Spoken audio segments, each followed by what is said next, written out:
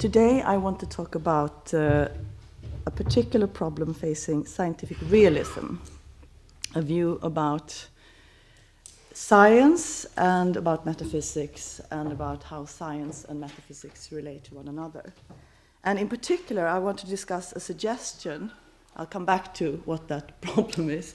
I want to discuss a suggestion on how to solve that problem put forth by Anjan Chakravarty in his book, I think it's called Metaphysics for Scientific Realism. And in that book, the suggestion was put forth a bit mutely, I must say, but in a later text that I have come across, I'm not really sure if it's published yet or not. I just have it in a kind of manuscript form, which is called Scientific Realism and Ontological Relativity. This suggestion is even further spelled out. I will suggest that Chakravarty's solution to this problem fails to give him what he needs for basically the same reasons that caused the problem to begin with. And to see this, I need to take a closer look at the intricate question concerning what a scientific realism really should be taken to entail, and more precisely, what it can be taken to entail metaphysically, but also, and I think importantly, what it should be taken to entail metaphysically. This means that in this talk I will leave, I will leave my comfort zone philosophically, because in my comfort zone I deal with metaphysics and metaphysics alone, and not so much with how to get there, whether via science or any other means. So, and also it means that I now have to discuss issues that are very close, at least, to my comfort zone, issues in metaphysics and issues in meta-metaphysics concerning how to justify your ontological conclusions, from the perspective of a discussion that has been, that you can find within the realm of metaphysics of science. And interestingly enough, I find at least that although what you say when you are discussing in the metaphysics of science zone sounds very similar to what you say when you're discussing among pure metaphysicians, I'm suspecting that maybe there can be some misunderstandings along the way, because sometimes it seems that we are discussing very closely but at the same time differently. So with that being said, I want you to, although I will claim things, and as I normally do, it will sound as if I'm completely convinced of everything I say. I'm not, and I'm quite willing to receive any comments and criticisms. So, what is scientific realism? Why not ask, the expert? And this is what he has to say. He says, or rather, I should say that this is not perhaps just what scientific realism is. It's the metaphysical part of scientific realism, or what Stasis Psillos calls the metaphysical stance. According to him, this stance asserts that the world has a definite and mind-independent natural kind structure, and this thesis is a basic philosophical presupposition of scientific realism. It is meant to make scientific realism distinct from all those anti-realist accounts of science, which reduce the particles and the content of the world to whatever gets licensed by a set of epistemic practices and conditions.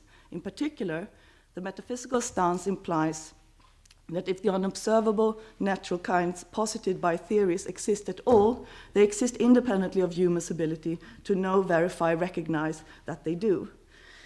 Instead of projecting a structure onto the world, scientific theories and scientific theorizing in general discovers and maps out an already structured and mind-independent world. This metaphysical thesis is prerequisite to any meaningful defense of scientific realism. So this is very interesting, I think. And as far as I can see, and what I want to discuss is this entire thesis, more or less, but in particular the highlighted part. So the claim on the part of the scientific realist that the world has a definite and mind-independent natural kind structure, and the claim on the part of science, as far as I understand, that instead of projecting a structure onto the world, scientific theories and scientific theorizing in general discovers and maps out an already structured and mind-independent world. Just a detour. Scientific realism, as far as I understand it, is presented as the solution to two sorts of problems coming from two entirely different directions. One is a problem for metaphysics, and the other is a problem for science. The problem for science can be spelled out in many different ways, but one way is this. We can ask about science in general, or our most successful sciences or our best sciences, how it can be that these sciences or science has been and continues to be so successful. And scientific realism answers that question by saying it's because science reveals things about a mind-independent reality, like a constant. It's out there. Through science, we can get to that mind-independent reality. And of course, once we have revealed something about mind-independent reality, which has, as the term says, nothing to do with our minds or us, it's there for all to continue to build new theories on, etc., etc. I will not discuss, this is not a talk about metaphysics of scientific realism from the perspective of science in this sense. It's a talk about the role that scientific realism is supposed to play in relation to a problem for metaphysics. So in metaphysics, all who do work in metaphysics are all too well aware of the fact that the claims you make are easily questioned. Because as soon as you argue that there is a mind-independent reality and that our only way of getting to mind-independent reality is through our conceptions and thoughts and perceptions of it, and given our knowledge that the way we think and see and touch reality is influenced not only by the way reality is, but by a number of other things, including our concepts, etc. We know that the question will always arise at some point. So how can you justify the conclusions you've just made? Because how can you say that given the evidence that this is how mind-independent reality is? How can you say that you have not been fooled by appearances? How can you say that what you take to be evidence of how mind-independent reality is fundamentally constructed is not evidence for how we choose for different reasons other than how reality actually is to conceptualize reality that we see around us? And a very common route among contemporary metaphysicians today is to say that, okay, there is this problem, of course, so we accept that, but there are some parts of appearances that are especially well-grounded, that seem especially apt to inform us about at least some aspects of mind-independent reality, and that's mature science or our best sciences and so on.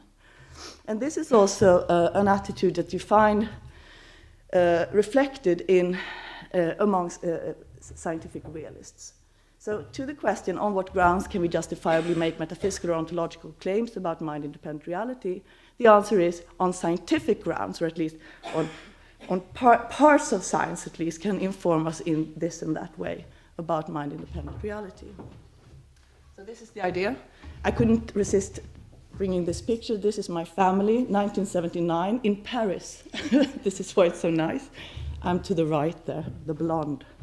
So the idea is that here we are, trapped in, our conceptual systems and our perceptual systems and all our flawlessness. Not flawlessness, or flawness. I don't know English. And there's mind-independent reality that we want to know stuff about. And here's the window provided by science. So science is the window to mind-independent reality. This is the basic idea of scientific realism. And it's an idea that many metaphysicians today gladly embrace, because they have been looking for some window into mind-independent reality that seems to have especially good credentials, and this is obviously true of science, at least of some sciences.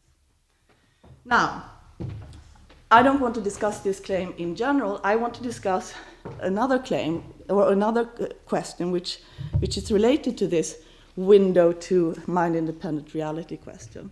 And it has to do with the fact that even if we go to our best sciences, it is clear, and it is definitely clear to scientific realists, that not everything about scientific theories correctly or mirrors mind-independent reality. It's not like a completely clean window to reality. We can't just look through our scientific theories and everything you find in the theories you will find in mind-independent reality, because some parts of theories are there for other reasons than to describe and map out mind-independent reality. So which parts of science inform us about mind-independent reality? And as we've seen, one way of understanding the quote from Psillos, which I don't think is the only way, but that is a way that many scientific realists have understood scientific realism, is that apart from claiming that the world has one unique mind-independent structure, the scientific realism is also the claim that scientific theories can provide us with information about that structure. Perhaps not about everything about mind-independent reality, but about that structure. And even more strongly put, it can provide us with information about the mind-independent natural kind structure by telling us which natural kinds there are. So giving us a taxonomy of the world. So this is what science does. It tells us which kinds of things there are.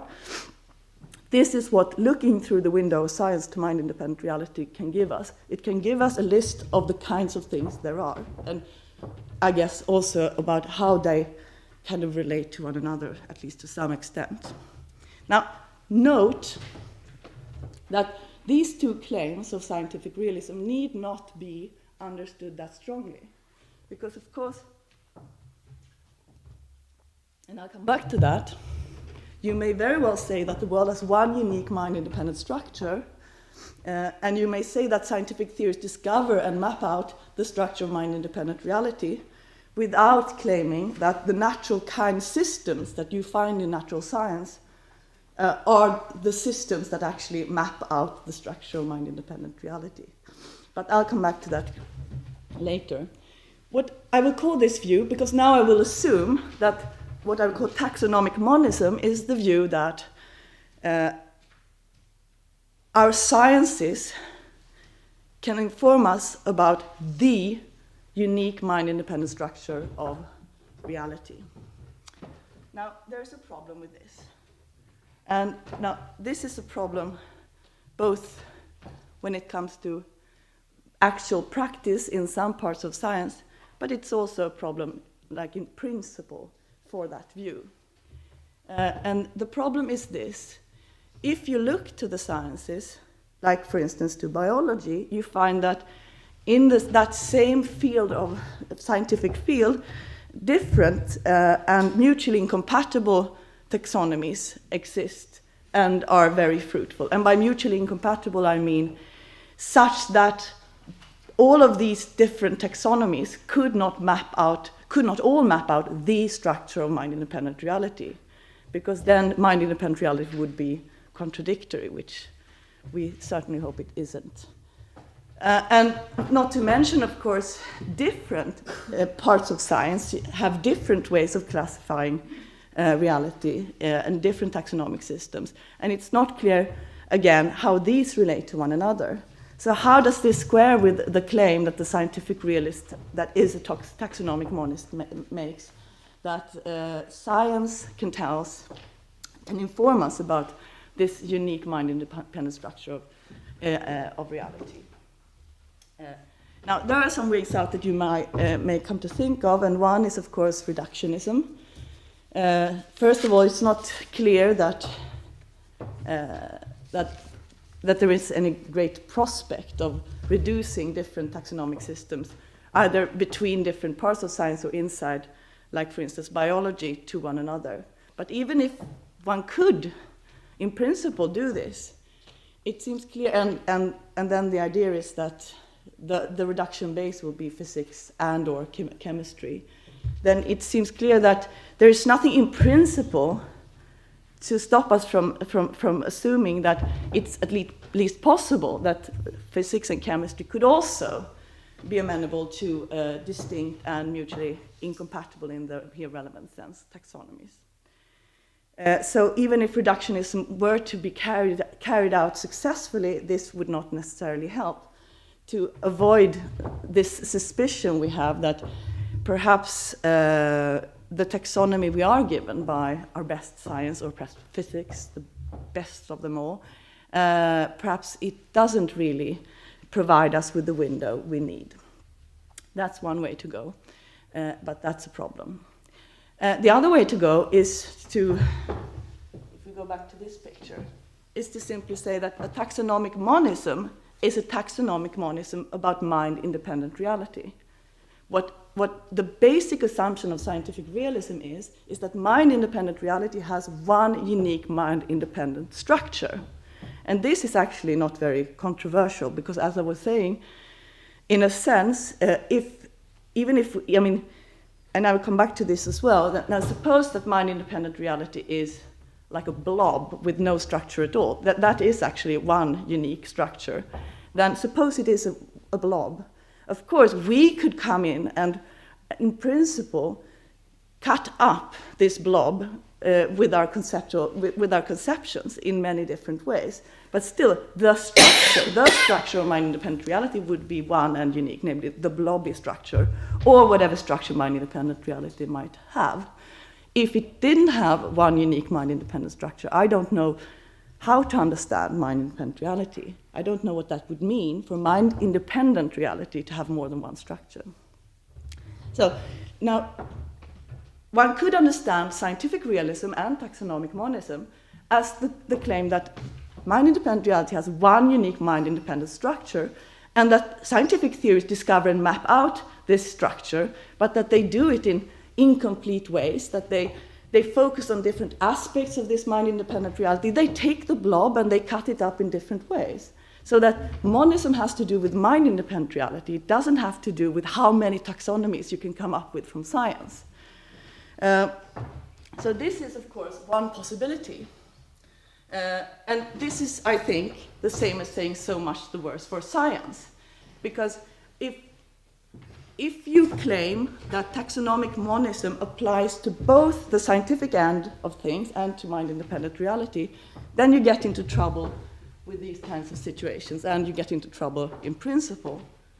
So what you should take away from this, someone might claim, is that you cannot glean information about mind-independent reality by looking at and taking into account the many taxonomic systems that science provides. Taxonomy is not what informs you about mind-independent reality. Taxonomy is not the window to mind-independent reality.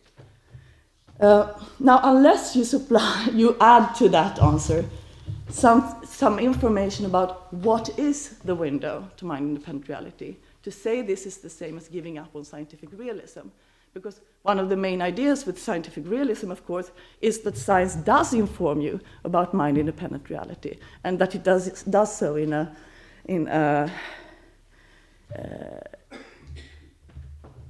dependable, or rather dependable way and justifiable way.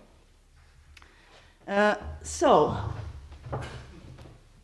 can you eat your cake and have it too? That is, can you claim that through a study of the taxonomic systems of contemporary good science, you will gain access to the taxonomy of mind-independent reality? Can you do that?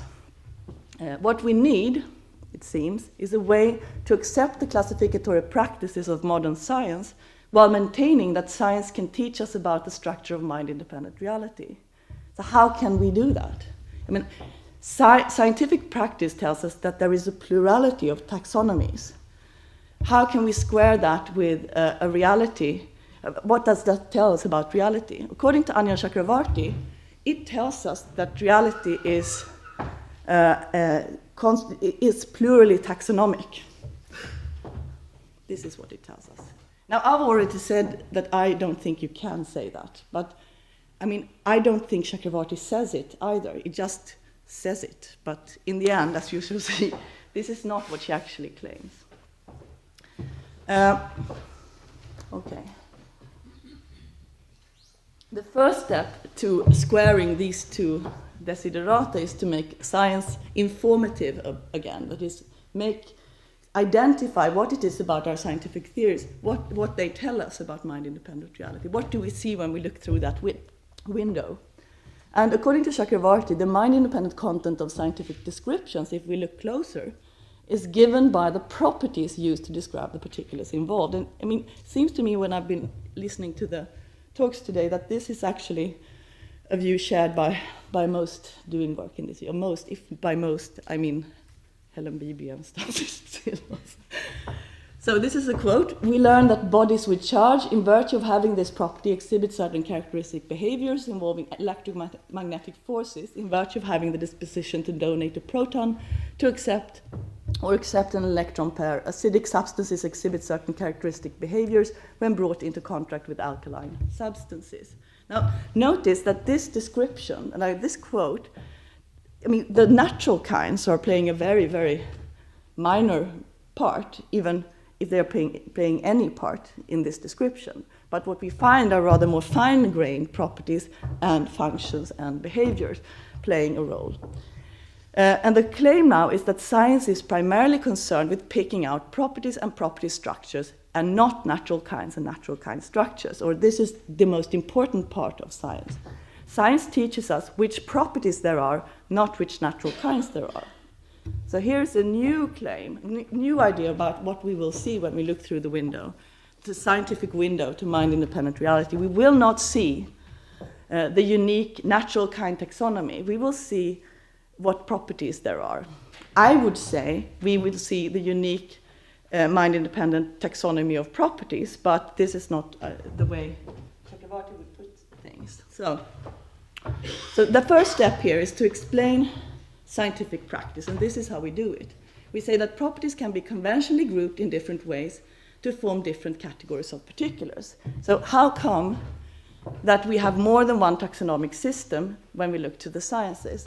Well, it is because first we have the existential claims that we should now say characterizes scientific realism, namely that science tells us which properties there are, or in this case, more precisely, mind-independent reality contains properties X, Y, Z, etc. And here they are in mind-independent reality. And so here's the window to mind-independent reality. And then, of course, when we look at these findings as more systematic scientists, we look at these and then we think about our scientific desiderata, different kinds of interests and other things that we have, and then we come up with the idea that, oh, these properties can be usefully classified in this way, and in this way, and in this way. So on this picture, which explains the scientific classificatory practices, the fact that there is a plurality of taxonomies in scientific practice is explained by the fact that when we classify in science, we are not looking at mind-independent reality. We are just looking at the list of existence that we glean from mind-independent reality in this first investigation, which is not concerned with classifying what exists in mind-independent reality in a more profound way. Now, this is precisely the picture that Anjan Chakravarti thinks is the same as giving up on scientific realism in a sense. It's not quite, because, of course, on this scientific realism, we do gain access to some of the existence of mind-independent reality. But Chakravarti seems to think that this basic, like this initial idea that science gives us information about how fundamental reality is structured is also very important to the essence of scientific realism, basically. So the problem with this picture is that although it can explain scientific classificatory practices, it is not thick enough, metaphysically speaking, to qualify as a full-on scientific realism. So classificatory practices can not only, is his idea, be explained with reference to conventions, scientific interests, and so on. And in fact, you could actually say that this picture could be construed as some kind of Ramsianism, where you take scientific theories, you distill this Ramsey sentence, which tells us which properties there are, and that's it, basically. And here's a quote against going Ramsian. He says, arguably, any position is rendered nearly empty qua realism if it is compatible with the view that a scientific theory is true merely in virtue of there being some unobservables such that the observable consequences of the theory are true. I submit that if there is to be an account of taxonomic pluralism that is compatible with realism, it should yield more substantive knowledge of the unobservable. And as far as I understand him, what he means by this is that it's not a scientific realism unless it allows you to glean information about the taxonomic structure or structures of mind-independent reality, at least in some sense. Okay. So this is the account he does give. So first he explains scientific practice, but then he wants to become more of a realist again. And so he adds more metaphysics. He says, though scientists are at liberty to call different groupings of properties kinds as best suits their various and different scientific needs, they are not at liberty to determine what groupings of properties there are in reality. Properties are not, as far as empirical investigation would appear to suggest, randomly distributed across space-time. Rather, they are systematically sociable. And quote, while scientists are certainly free to label different paths. Isn't that exactly what I... Yes, it is. Sorry. Okay, never mind. So here's a new picture. And in fact, I think there should still be what do you call it? An arrow here. There's one missing. We should still have that one as well. So idea now is that we can glean quite a lot from science. We can see quite a lot through that window. And so first we can see that mind-independent reality contains a number of properties. And second, we can see that given that mind-independent reality contains all these properties, it can be usefully classified in ways A, B, and C, and it can be usefully classified in ways A, B, and C because it is classified in ways A, B, and C. And, Chakravarti adds, in numerous other ways. So think of all the ways that you could classify this sample of properties. All of those ways, all of those taxonomies exist in mind-independent reality. And when scientists, fueled by their scientific interest, classify the properties we glean from mind-independent reality when we conduct empirical experiments on it, all of those classifications that they come up with are not just there because they are useful to the scientist. They are there because they exist in mind-independent reality as well. Some of these we will discover as scientists because we care about them. Others will be completely uninteresting and therefore will never be discussed. Here's another quote. There is an important feature of what realists take to be mind-independent reality that is not captured by the notion that the dispositions, this is actually from his book, and here he speaks of dispositions instead of properties. But in the paper I'm mostly discussing, he has opted for talking about properties instead, and then he says that regarding these properties as a disposition is an extra metaphysical assumption that he believes you should make, but that you don't have to make. You can still be his kind of taxonomic pluralist. So he says, capture the notion that the dispositions conferred by causal properties account for the regular behaviors of things. Properties or property instances are not the sort of things that come randomly distributed across space-time. They are systematically sociable. They like each other's company. It's this fact that one captures with talk about natural kinds, and this feature of reality surely has a place in the ontology of scientific realism. Now, I'm not sure that this will work as a solution to the original problem. And this is why. So, the original problem was that if we are scientific realists and want to claim that science gives us access to the mind-independent structure of reality, and so that science is informative when it comes to the mind-independent structure of reality, Yet we want to allow for the fact that science actually gives us mutually incompatible taxonomic descriptions of this mind-independent reality. Then if we go Chakravarti's way and say that reality is basically constituted by properties, and I'll come back to that because I don't know where that information came from. I think it's also problematic, but suppose we accept that. So looking at our scientific theories, we learn that reality is constituted by these properties. And then, he says, using our scientific, fueled by our scientific needs, we then go on and form taxonomies of these properties based on our scientific needs. But those taxonomies are there because they are there in mind-independent reality, like a myriad of other taxonomies that we will not map out because we are not interested in them. Then this is not. Then what happens is that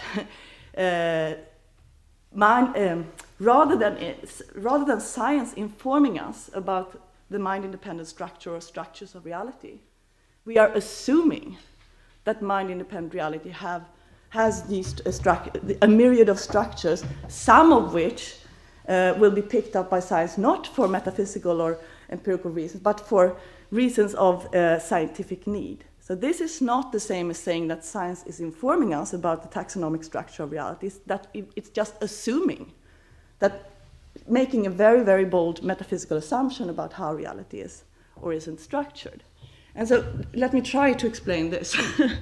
So suppose that we say that the structures that we identify as scientists are identified on purely conventional grounds. So there is no need for any, mind-independent reality playing any role in our formulation of these or identification of these structures. And suppose that mind-independent reality is constituted by properties, and that these properties are sociable in precisely the way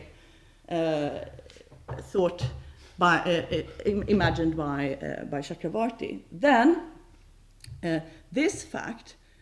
This could be a fact, although the structures identified by science are nothing but conventional. Suppose that the structures are identified by science are identified on conventional grounds, but they actually mirror the actual sociable structures of mind-independent reality. Well, then the same thing goes. And this is precisely why, as far as I can see, this suggestion cannot tell us how science can inform us about the structure of mind-independent reality, because science on this approach cannot, there is no way for us to tell these two situations apart, other than by making a very basic and very substantial metaphysical assumption. That is not, I'm fine with that assumption, but it's not an assumption about what we can learn from science. It's an assumption about how mind-independent reality is, irrespective of science. Okay, so if the structures are conventional and so mind-dependent, then irrespective of whether properties are sociable or not, taxonomic pluralism is not a thesis about the structure of mind-independent reality. And if the structure is mind-independent because properties are inherently sociable, then even if we admit that our pragmatic interests may change and contradict one another, there's still just one unique structure underlying all classification. And this is the point I was making before about the blob idea about mind-independent reality. So, are we back where we started? Now, given how science works, we've found, it cannot tell us about the natural kind structure of mind-independent reality, because it tells us about the natural kind structures of mind-independent reality or of our conventional systems or whatever. This is just a fact. Even if science can tell us about what natural kind structures there are, this is arguably not the sort of information the metaphysician is after. So suppose that Anja Chakravarti is right, and that when scientists, fueled by their scientific interests of different kinds, look at the properties provided by empirical investigation and then taxonomize them, like structure them in different ways, suppose that whenever they do so, the structure they come up with matches a structure in mind-independent reality, then this is not, this is my point, then even though this is the case, this is just coincidence. Because there's nothing about scientific practice that informs us that these are the structures of mind-independent reality. It's just a metaphysical assumption. And that's not what Chakravarti is after. So that's a problem. So I don't think the pluralism works as he spells it out. I don't think that on his account, science can tell us about what structure or structures mind-independent reality has. And I think we should buy that conclusion I think we should buy that conclusion, basically. Then, again, according to Chakravarti, science is informative in the sense that science can tell us which properties there are. Now, this is the point where I have to think some more, but I very much suspect that, so his reasons for saying that looking at scientific descriptions, we find that what interests scientists and what they pick out are properties, is that he thinks that if, for instance, we understand what science picks out in terms of particulars and become nominalists instead, then we would be, then particulars cannot be sociable in the sense in which Anjan Chakravarti wants them to be. But I think this is just a matter of not understanding basic metaphysics, because of course there are nominalist theories according to which basic particulars primitively resemble one another, which is a sort of sociability in the sense required here. So to me it's like, I think that you cannot even, by looking at scientific descriptions, say which ontological categories in the very basic sense of ontological categories, like mind-independent reality is constituted of. Like, is it constituted of concrete particulars, of properties, of facts, of whatever? Because, I mean, there may be some points where this is not true, but for the most part, every ontological theory, if at least a little bit mature, is such that it's completely aware of all the explanatory tasks that are set for it. This is true of nominalist theories as well as realist theories. So nominalists, of course, have accounts of, can metaphysically explain or account for necessity, sociability, if you like, structures, resemblance. I mean, most of the time people spend formulating these theories are spent exactly accounting for these things that are not immediately or immediately accounted for when you just look at the basic posits of the theory. Therefore, I mean that I think that Chakravarti is overstating his case both when it comes to which structures science can tell us about, and when it comes to which kinds of things, in the ontological sense of kinds of things, reality is constituted by. So none of this, as far as I'm concerned, can be seen when we look through the window of science. But then, really, am I giving up on scientific realism? What can science justifiably inform us about concerning mind-independent reality? And now we're entering truly speculative ground. So let me go back to the quote provided by Anna Chakravarti, and let me also remind you about some of the things that have been said this afternoon, where it seems to me like I'm not very good at science, so I'm just trusting people here, but it seems to me that if you can read almost every scientific description with different glasses. So you can read them with the natural kind glasses, and all you see are natural kinds all over the descriptions. You can read them with your more finer grained properties glasses, but I prefer to change glasses once again and read them with my behavioral roles glasses. So here's the quote again, but now with one part at least highlighted. We learn that bodies with charge, in virtue of having this property, exhibit certain characteristic behaviors involving electromagnetic forces. Having this, or later further down, so acidic substances exhibit certain characteristic behaviors when brought into contact with alkaline substances. So what we have here, of course, is a catalog of functions, of behaviors, of ways of doing things, of behaviors. And so my idea is that perhaps we can go this way instead, and avoid all the trouble so far. Because arguably, these kinds of roles or behaviors are not the kinds of things that occupy, that define the ontological category. So that would help us in the discussion between particulars and properties and so on. Because really, when you formulate an ontology, you ask yourself, these are all the things that it appears that things can do. So what can play these roles? Some roles are harder to play for particulars, like resembling. Then you have to have a longer story. Some parts are harder to play for blah, blah, blah, and then you have to have a longer story. But this is what ontological discussions are all about most of the time, just accounting for all these roles that are supposed, that whatever there is fundamentally are supposed to be able to play alone or in different constellations and so on. So my idea is that science, as the most mature way of studying mind-independent reality, perhaps science can tell us not what natural kinds there are, not what properties there are, but what kinds of behavior there are. And in fact, I suspect that the taxonomy would come up with would be a unique taxonomy that's not contradictory, because because science will hardly reveal that one and the same thing can do contradictory things. So different behaviors may contradict each other, but behaviors will also come in different clusterings and so on. And then my idea is that this is what science can tell us. And that's enough, I think. And then I think that there is a role for deep metaphysics, because metaphysics now can furnish actors suitable to play those roles. Which actors can play those roles, as far as I can tell, is not an empirical question. It's a metaphysical or an a priori question. So what those roles are is scientific, not a metaphysical question, and who can best play those roles is a metaphysical, not a scientific question.